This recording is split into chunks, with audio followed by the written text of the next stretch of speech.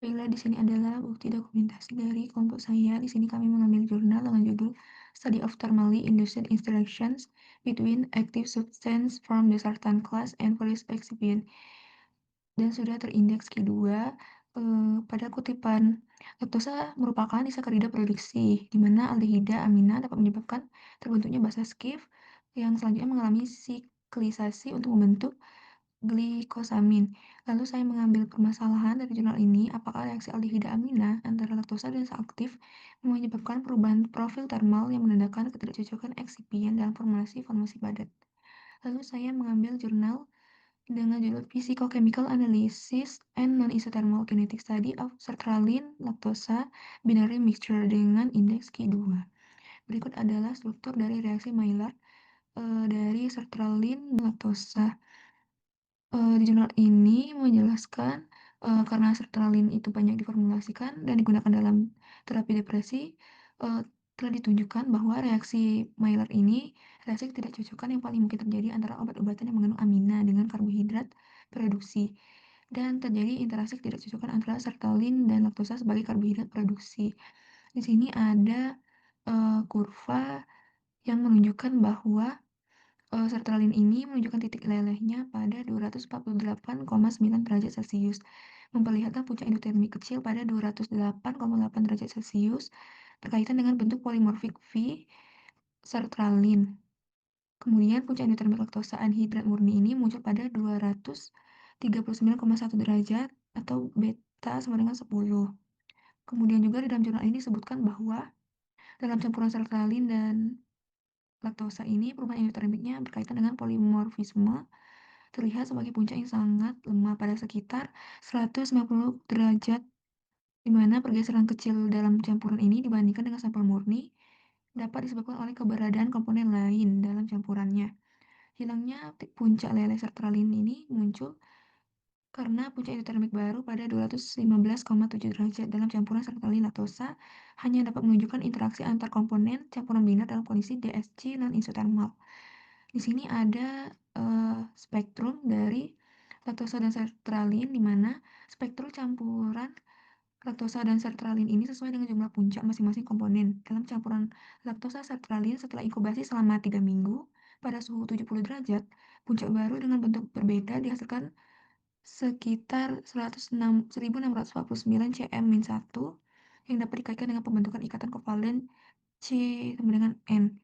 Selain itu juga puncak amina sertralin sebesar 1591 cm-1 dihilangkan dapat menunjukkan kontribusi gugus fungsi amina dalam interaksi dan mungkin menunjukkan reaksi Maillard.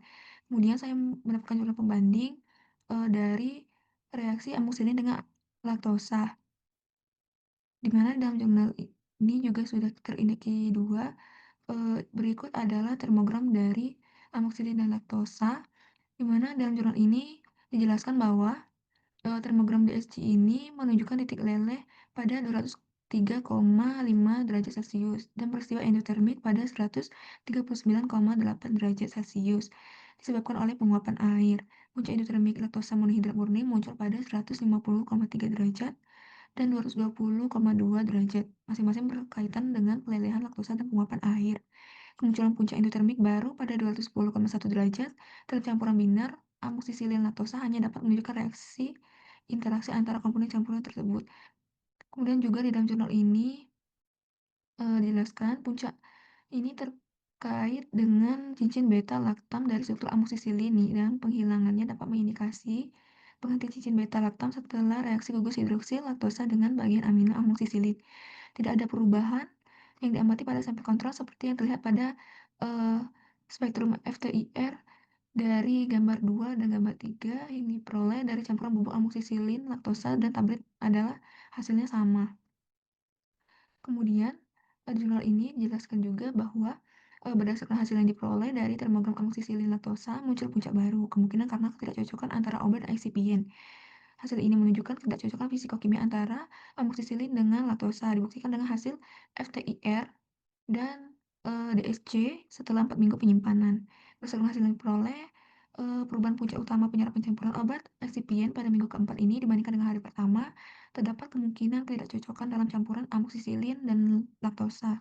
Perubahan warna, selain itu, akibatnya ini terjadi perubahan warna progresif dari sediaan tablet yang berwarna putih menjadi coklat muda, yang diamati pada campuran bubuk dan tablet terkompresi selama periode penyimpanan 4 minggu menunjukkan adanya semacam ketidakcocokan kimia antara amoksisilin dan laktosa. Jadi kesimpulan dari kedua jurnal ini, pada jurnal pertama itu menunjukkan ada interaksi kimia atau ketidakcocokan yang ditunjukkan oleh, eee, hilangnya puncak amina dan munculnya ikatan baru atau C sama dengan N, mengarahkan pada kemungkinan reaksi Maillard antara gugus amina obat dan laktosa.